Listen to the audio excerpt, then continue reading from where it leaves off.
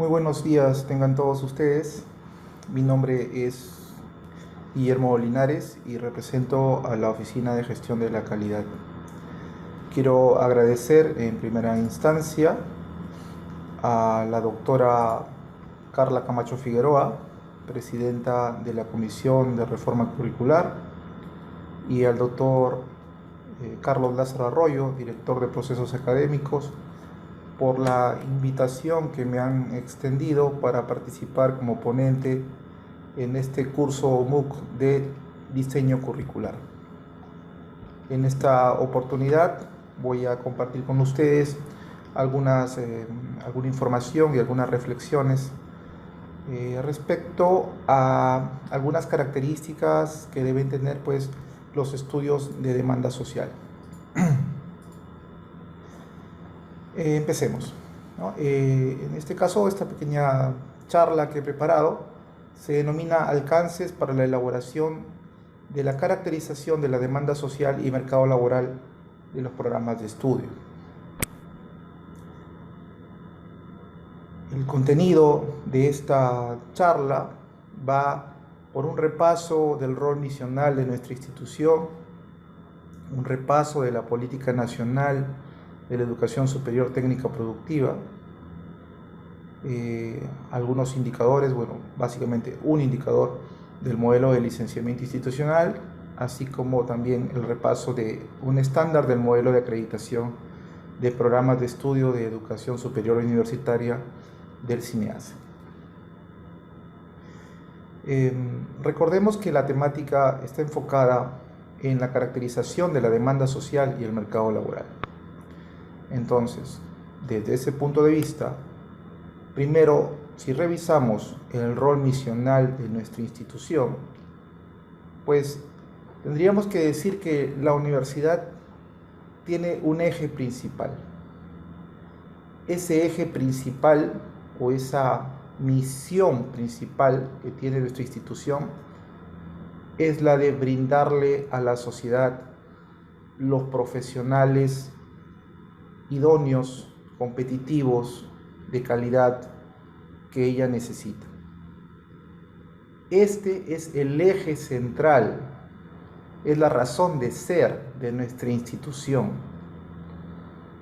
Y este eje central pues parte desde los procesos de admisión, cuando recibimos a nuestros ingresantes, y luego pasan por todo este proceso de enseñanza-aprendizaje, hasta llegar pues al momento de la graduación y titulación, donde se deberían verificar pues el cumplimiento de algunas competencias del perfil de egreso, para lograr posteriormente el perfil profesional llamado hoy en día los objetivos educacionales. Y este perfil profesional u objetivos educacionales deben responder a una demanda social. Ese es nuestro rol como institución, ¿no? Brindarle a la sociedad los profesionales que ella requiere. Y entonces, desde este punto de vista, pues podemos entender con mucha claridad la importancia que tiene el conocer la demanda social. Sin ella, nosotros no vamos a poder brindarle los profesionales que la sociedad necesita. Recordemos además también que desde un punto de vista estratégico, nuestra institución tiene declarada como misión el formar profesionales e investigadores de la región norte y el país con ética y calidad, creadores de conocimiento científico, tecnológico, humanístico e innovación para el desarrollo sostenible de la sociedad. Es entonces parte también de nuestra misión y está declarado en el planeamiento estratégico de la UNT. A la vez, también tenemos declarada una visión. Esta visión dice textualmente: al 2024, la Universidad Nacional de Trujillo es una de las líderes en excelencia académica y producción científica con visibilidad e impacto en Latinoamérica y el mundo. Desde aquí ya estamos de alguna manera delimitando el ámbito de acción de nuestra institución. Ya lo dice nuestra misión y nuestra visión, habla de la sociedad en general, y nuestra visión inclusive, nuestra visión, nuestro sueño, habla inclusive de Latinoamérica y el mundo. Es decir, no solamente nos quedamos en un contexto regional, nacional, sino que ya estamos pensando en un contexto internacional también. Desde el punto de vista de las políticas nacionales, es importante también hacer un breve repaso de lo que dice la Política Nacional de la Educación Superior Técnico-Productiva. No vamos a revisar todas las políticas, pero básicamente me quiero centrar en este objetivo prioritario número 2. Voy a remarcarlo aquí para que lo podamos distinguir todos. Este objetivo prioritario número 2, a la letra dice que debemos fortalecer o busca fortalecer la formación integral de los estudiantes de la educación superior técnico-productiva que responda a los contextos sociales, culturales y productivos. Y dentro de sus lineamientos, en el lineamiento 2.1, habla de fortalecer la formación académica pertinente de los estudiantes de las instituciones educativas acorde a las demandas sociales, culturales y productivas, contribuyendo a la empleabilidad de los egresados. Entonces también es parte de una política nacional el hecho de que nosotros podamos brindar una oferta académica que sea pertinente. Y cuando nosotros mencionamos o leemos esta palabra pertinente, pues se está refiriendo a que la malla curricular y los planes de estudio ayuden al logro de un perfil profesional y este perfil profesional esté acorde a las necesidades de la sociedad. Entonces, esta articulación de la demanda social, el perfil profesional, las competencias del perfil de egreso y la malla curricular es una articulación indispensable, ¿no?, para una buena planificación del proceso de enseñanza-aprendizaje. Adicionalmente, en este lineamiento se menciona que esta articulación adecuada con la demanda social va a permitir también, dice, una mayor empleabilidad a los egresados, ¿no? Y obviamente está relacionada pues a un análisis de contexto.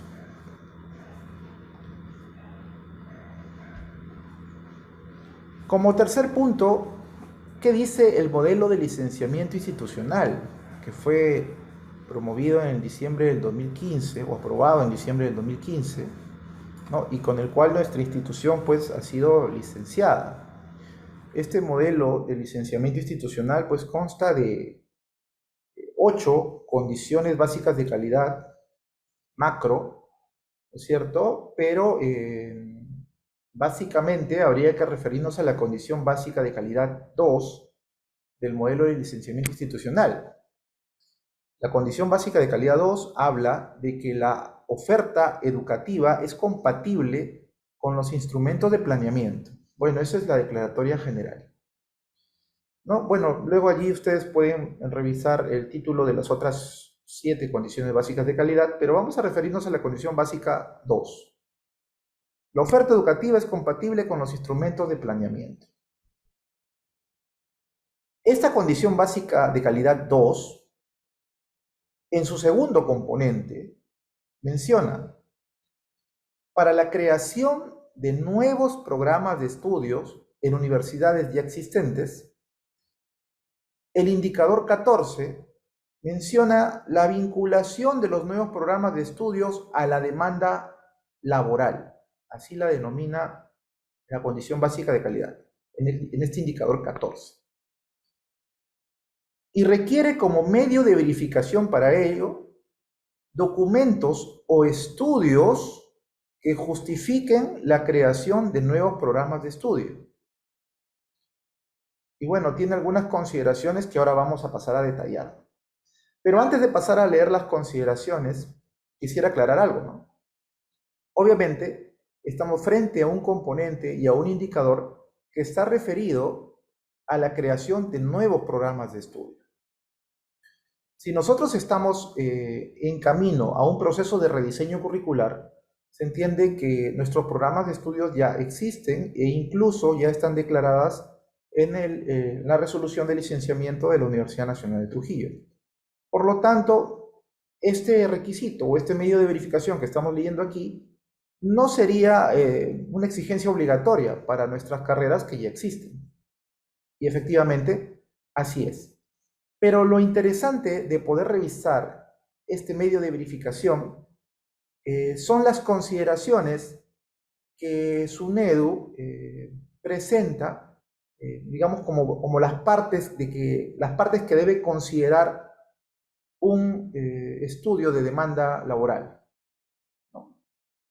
Y básicamente dice lo siguiente: el documento justifica de manera cuantitativa y cualitativa la creación de nuevos programas de estudios en el área de influencia de la sede y o filial en la que funcionará. Eso es un primer punto importante, ¿no? Es decir, el estudio se debe centrar en el área de influencia de la sede. De alguna manera ya nos está marcando, obviamente, la región La Libertad.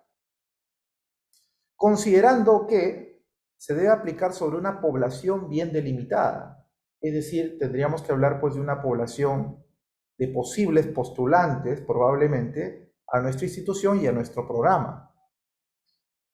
Además, menciona que se debe identificar la oferta de otras instituciones, es decir, está referida pues probablemente a nuestras competencias directas, llámese universidades particulares, así como también institutos técnicos que también de alguna manera pueden convertirse en una competencia directa en cuanto a la oferta académica que nosotros brindamos. Adicionalmente, nos pide identificar una problemática de alcance nacional o regional. ¿A qué se refiere con una problemática? No olvidemos que esto es para una carrera nueva, como que no existe hasta la fecha. Se refiere a identificar una problemática, es decir, identificar una necesidad, ¿no? Es decir, que la sociedad tenga la necesidad de profesionales por algún motivo, porque de repente hay algún eje económico que está creciendo y de repente no tenemos especialistas en esa área y entonces existe ahí una problemática, existe una necesidad de profesionales con ciertas características. Y una vez que hemos identificado esta problemática o esta necesidad, luego nos pide identificar los actores estratégicos, productivos, económicos, políticos, públicos o privados que atienden a esa problemática, es decir, qué empresas, qué instituciones, qué parte de la sociedad está directamente relacionada con esta problemática. ¿Para qué nos pide identificar pues a estos actores estratégicos? Porque luego nos pide identificar cuáles son las demandas de estos actores estratégicos. Entonces, vayamos relacionando toda esta información con nuestra carrera, ¿cierto? Tenemos una población bien delimitada, conocemos la oferta de otras instituciones que pueden ser una competencia directa a nuestro programa, tenemos identificada la problemática de la sociedad a la que nuestros profesionales, digamos, en la que están inmersos, lo que nuestros profesionales tratan de resolver. Conocemos los actores estratégicos, también llamados entre nosotros, ya conocemos la palabra grupos de interés, ¿verdad? Conocemos a estos actores estratégicos que están involucrados en esa problemática y, más importante aún, conocemos las demandas de estos actores estratégicos, sabemos qué es lo que necesitan. Obviamente esto nos va a ayudar a determinar un perfil profesional adecuado. Luego nos permite, a partir hasta allí, pues luego ya podemos identificar las capacidades del programa académico, ¿no? Y luego nos pide pues demostrar una existencia actual o futura de recursos académicos. Esto ya nos permite trabajar una coherencia hacia el interno de la institución. Para formar ciertas capacidades en el estudiante, yo voy a necesitar pues de talleres, de laboratorios, de aulas. Y entonces la pregunta será, ¿tengo todos los recursos para poder formar ese profesional que la sociedad necesita? Entonces vamos a analizar ya al interno de la institución la coherencia, esta coherencia interna, ¿no? Para poder cumplir con este perfil profesional. Y ojo, más adelante nos pide determinar un ratio postulantes versus vacantes también, ¿no? Proyectadas para cada una de las carreras, a la cual le denomina demanda potencial. Muy bien, si bien es cierto, vuelvo a repetir, estas consideraciones y este estudio de demanda social o laboral se solicita para carreras nuevas, ¿no?, que no están declaradas en la resolución de licenciamiento. Es importante leer cuáles son las consideraciones que SUNEDU considera que debe tener una demanda social o laboral, ¿no? De allí que alguien podría decir, bueno, pues si esto no es obligatorio para mi programa, porque mi programa ya existe, está en la declaratoria de la resolución de licenciamiento, encuentra ahí declarado, pues yo no necesito hacer un estudio de demanda social o laboral. Y bueno, hasta cierto punto puede ser cierto. No es obligatorio tener este estudio de demanda social laboral. Sin embargo, el modelo de acreditación, ¿no?, que es un modelo, nosotros sabemos que el proceso de acreditación ya no es un proceso obligatorio todavía.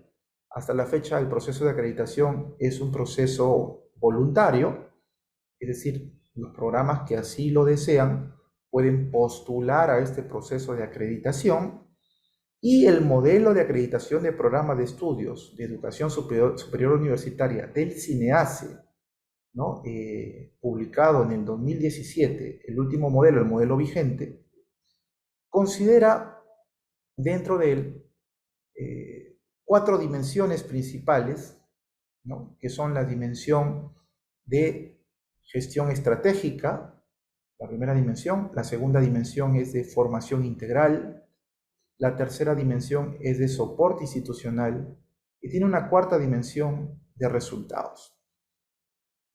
Y estas 4 dimensiones a la vez consideran algunos factores y algunos estándares. Son 12 los factores que están considerados y que, bueno, se encuentran aquí en estos cuadros más pequeños.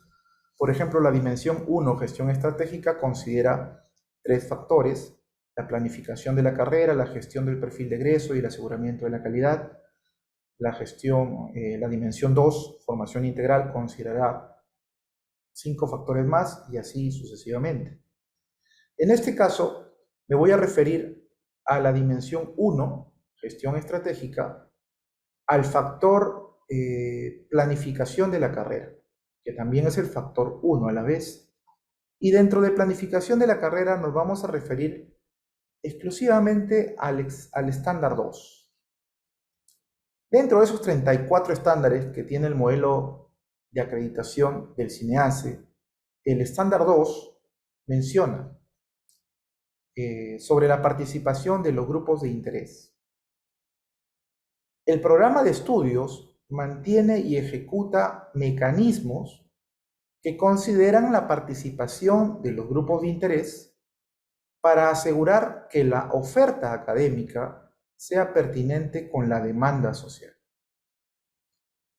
Y el criterio que evalúa este estándar es que el programa de estudios identifica la demanda social, entre otras, los planes de desarrollo regional, los planes nacionales, los planes internacionales, entre otros, para definir que la oferta académica, en cuanto a su pertinencia y tamaño, para este proceso se considera la opinión de los grupos de interés. Entonces, desde un punto de vista de licenciamiento para carreras que ya existen, no es necesario, pues, hacer un estudio de demanda social. Pero desde un punto de vista de acreditación, el estándar 2 sí lo solicita. Todos los programas de estudio que pretendan un proceso de acreditación necesariamente tienen que haber identificado la demanda social, ¿no?, para definir su oferta académica, ¿no?, en cuanto a su pertinencia y tamaño. Entonces, es importante definir entonces o identificar la demanda social. Sin embargo, aquí habría que hacer una aclaración.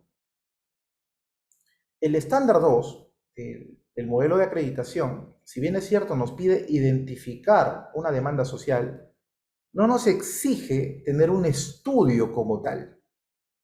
¿Ok? Es decir, yo no necesito un documento que se llame estudio de la demanda social y laboral de la carrera o del programa de estudios. No me exige tener un documento, pero sí me exige que el programa de estudios conozca cuál es la demanda social del programa. Eso implica que el programa de estudios tenga que hacer una revisión y un análisis del contexto en el que se encuentra, que puede estar registrada en diferentes actas de reunión de los COTECUS o llámese de los comités de calidad, reuniones con grupos de interés, entre otros. Entonces, es necesario que se haga un análisis de este contexto de la demanda y que se revisen todas las fuentes que estén al alcance del programa de estudios. ¿Ok? Bien. Dicho esto, tratemos ahora pues de articular nuestro estudio de demanda social, pertinencia social, demanda laboral. Bueno, hay varias palabras aquí que se utilizan en este argot del tema de acreditación, pero básicamente lo que nosotros buscamos es, con el estudio de demanda social, demanda laboral, lo que buscamos es tener una coherencia de nuestro perfil de egreso con la sociedad, ¿no? A esto le llamamos una coherencia externa. Es decir, que nuestro perfil de profesional que queremos lograr responda a las necesidades de la sociedad. Y aquí pues podríamos evaluar el mercado laboral, las expectativas educativas, la oferta y la demanda educativa, es decir, cuántas instituciones competidoras tengo, cuántos postulantes por año presentan mi programa de estudios, ¿no? ¿Cuáles son los planes de desarrollo? De repente el plan de desarrollo concertado regional, los planes de desarrollo nacional, los planes también internacionales, ¿cierto? De repente los objetivos de desarrollo sostenible, entre otros. Y también adicionalmente un análisis del contexto, ¿no? Que podría aplicarse a través de diversas herramientas, ¿no? Como de repente un análisis FODA, o de repente se puede utilizar una herramienta también como la herramienta PESTEL, ¿no? Que pues hace un análisis de los contextos políticos, económicos, sociales, culturales, tecnológicos, legales, inclusive hasta ecológicos se podría llegar a evaluar, ¿no? Que son herramientas pues de la ingeniería, herramientas del planeamiento estratégico, herramientas también de las ciencias de la administración, que nos permiten pues evaluar el contexto en un entorno o en un ámbito. Una vez que nosotros hemos definido adecuadamente esta demanda social, vamos a poder pues plantear adecuadamente un perfil de egreso, vamos a poder plantear adecuadamente un perfil profesional, unos objetivos educacionales como nosotros ya actualmente los llamamos, y esto a su vez nos va a permitir poder tener una mayor coherencia al interno, es decir, hacia nuestra institución, y poder cumplir con la pertinencia de la oferta académica, que está referida a la pertinencia de los contenidos y en las experiencias curriculares.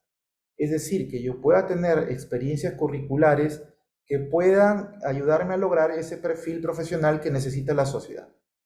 Y de ese punto de vista yo estoy cumpliendo con una oferta académica pertinente. Y desde el punto de vista del tamaño, también es necesario, ¿no? Evaluar la demanda social, porque de alguna manera yo puedo saber cuál es el número de profesionales que puedo, de alguna manera, formar, asegurando su empleabilidad, ¿no es cierto? Porque tampoco se trata, pues, de generar profesionales en gran cantidad, en donde, pues, luego pueden tener problemas de empleabilidad. Conociendo ese tamaño adecuado de profesionales, al interno yo tendré que evaluar, pues, si también cuento con los recursos, las aulas, los talleres y los laboratorios para ese tamaño de oferta académica que intento presentar. De allí entonces la importancia de esta evaluación de la demanda social o laboral. Adicionalmente debemos de entender que la demanda social, la demanda de la sociedad es dinámica. Es decir, la demanda que yo puedo haber determinado hace 3, 4, 5 años, pues no es la misma demanda que la que tengo en la actualidad. La demanda social es dinámica. En algunos programas de estudio es mucho más dinámica que en otros inclusive, dependiendo del contexto tecnológico también. Hay carreras que están mucho más relacionadas de repente con el contexto tecnológico, solamente por poner un ejemplo, ¿ok? Y entonces en estas carreras se podría incluso dar un proceso mucho más evolutivo, mucho más agresivo de esta demanda social. De allí que debe existir un monitoreo constante del entorno. Las herramientas que podemos utilizar son diversas. El modelo de acreditación me pide que utilice mecanismos, ¿no? Para vigilar que la demanda social sea, la oferta académica, perdón, sea pertinente a la demanda social. Y los mecanismos pueden ser diversos. Podemos utilizar todas las herramientas que tengamos a la mano para poder hacer un análisis de este contexto de la demanda.